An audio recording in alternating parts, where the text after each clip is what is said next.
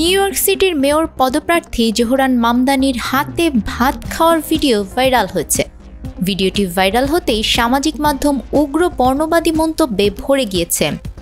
Video নিয়ে শুরু হয়েছে বিতর্ক। সংবাদ মাধ্যম এনডিটিভি এক প্রতিবেদনে এ তথ্য জানিয়েছে। ভিডিওর নিচে ক্রমাগত আসতে থাকে ডিসগাস্টিং, পশুর মতো, থার্ড ওয়ার্ল্ড, অস্বাস্থ্যকর এসব মন্তব্য। কিন্তু হাতে খাওয়া ভারতের মতো দেশের প্রাচীন সংস্কৃতি। বান্ডেল থাকলে প্রতি সেনমানিতে টাকা বাঁচবে। বিকাশ সেনমানি বান্ডেল কিনে জিতুন প্রতি লেনদেনে। বৈদিক যুগ থেকে হাতে খাওয়া ছিল সচেতন খাওয়ার পদ্ধতি, যা হজমে সাহায্য করে। আয়ুর্বেদেও হাতে খাওয়াকে স্বাস্থ্যকর বলা হয়। ভারতীয় খাবারের ধরনও হাতে খাওয়ার জন্য উপযুক্ত, যেমন ভাত, রুটি, ঝোল, আচার একসাথে মেখে খেলে নিখুঁত স্বাদ পাওয়া যায়।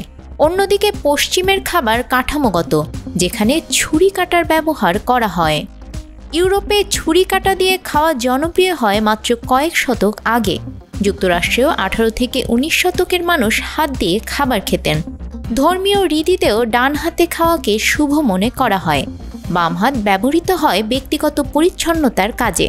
হাইজিনের যুক্তি দেয়া হলেও ভারতীয় ঐতিহ্যে খাবারের আগে পরে হাত ধোয়া বাধ্যতামূলক।